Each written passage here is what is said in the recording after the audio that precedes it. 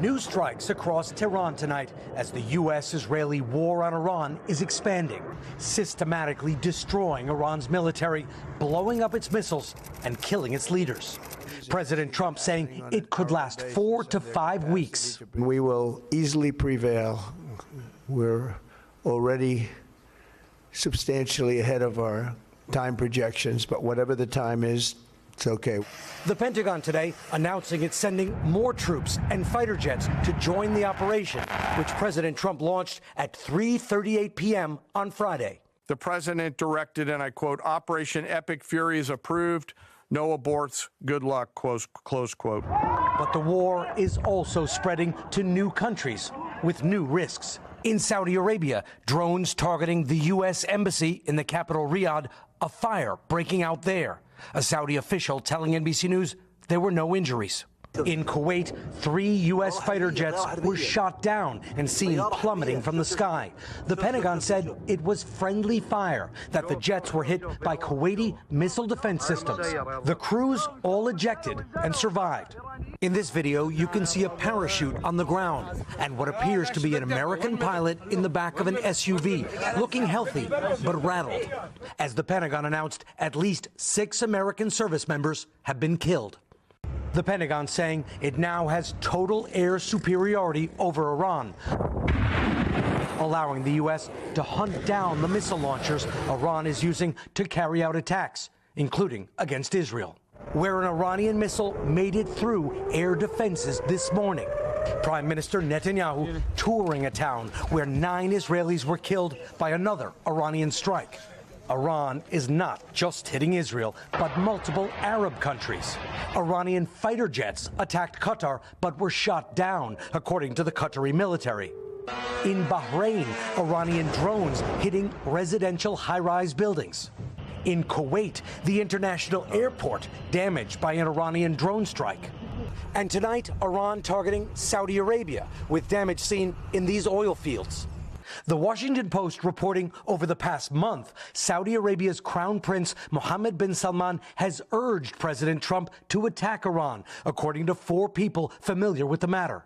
And we've learned the U.S. and Israeli strikes were launched on Saturday because intelligence showed Iran's supreme leader would be at a meeting of senior officials that morning, according to 2 sources briefed on the matter.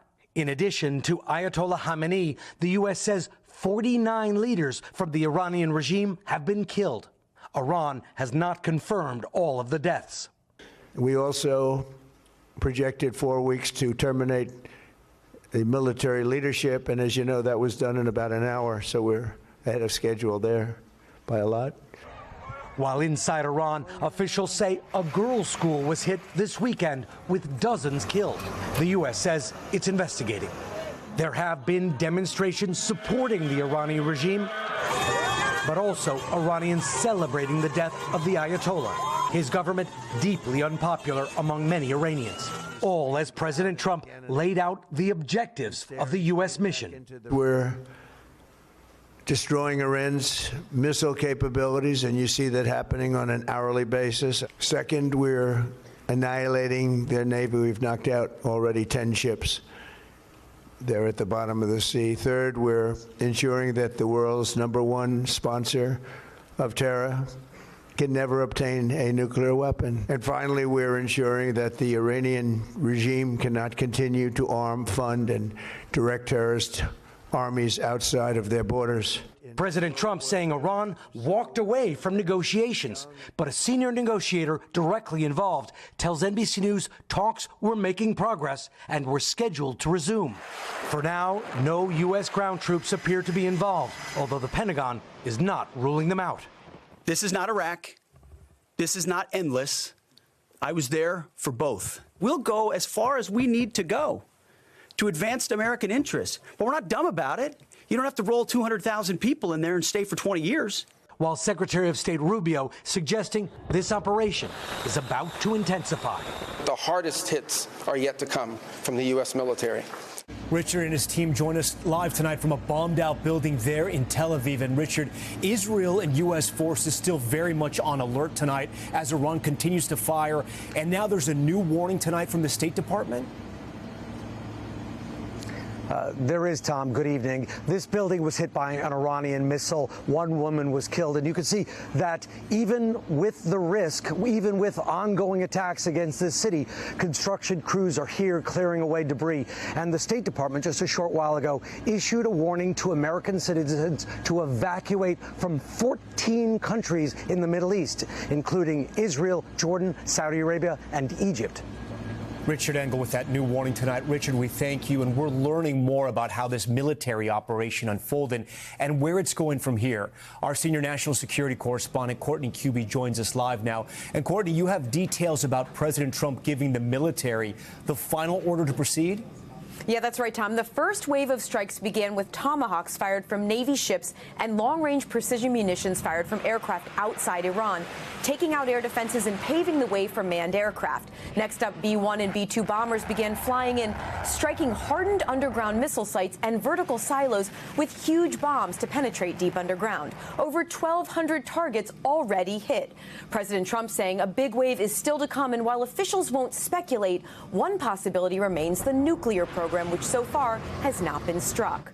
One U.S. official said the goal of the operation is to hit hard and overwhelm Iran as quickly as possible, ideally in weeks, not months. Tom? All right, Courtney, thank you. Now to the White House, where the Trump administration is defending its decision to attack Iran amid Democratic criticism. Gabe Gutierrez joins us now live from the White House. And Gabe, Secretary of State Marco Rubio speaking to lawmakers late tonight? Yeah, Tom. Secretary Rubio saying there was absolutely an imminent threat to justify this operation. He argues that the Trump administration knew Israel was preparing to strike Iran, and that if the U.S. had waited for Iran to retaliate, Americans would have suffered higher casualties. Still, there has been mixed messaging here. Rubio and Hegseth saying today that regime change is not the goal, although the administration would like to see it happen. Those comments coming after President Trump urged Iranian protesters who recently faced a brutal government crackdown to take to the streets again and topple the regime. Rubio and other top officials expected to continue briefing Congress tomorrow. Tom? All right, Gabe, our thanks to you. And tensions are high once again across the Gulf tonight, with several countries targeted by Iranian attacks, including Dubai, where our Keir Simmons is reporting tonight. Tonight, conflict is spiraling and spreading to Iraq, Lebanon, and as Gulf countries threaten to join this growing war. Iran targeting major cities in the Middle East with hundreds of missiles and drones, including this one in Bahrain.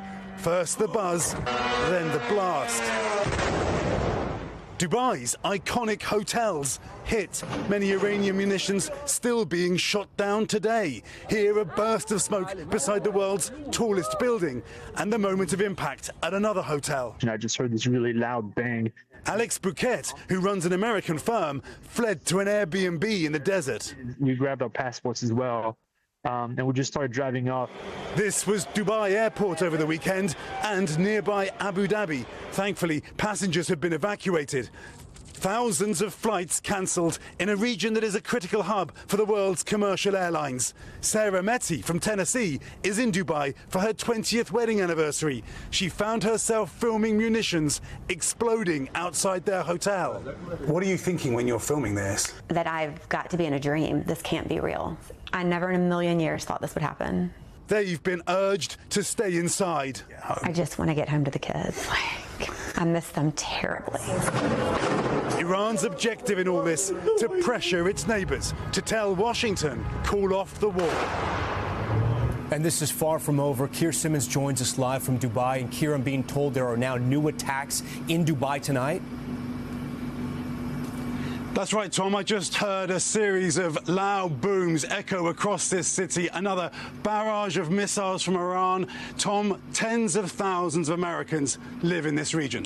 Tom? Keir Simmons, please stay safe tonight. There is also a new threat from Iran around the critical Strait of Hormuz, where much of the world's oil passes through, with implications for the prices you pay at the pump. Christine Romans is here tonight. And Christine, Iran with a very serious threat. Yeah, and Tom, what happens to oil prices depends on what happens here in the Strait of Hormuz. It's a narrow waterway where about 20% of global oil passes through.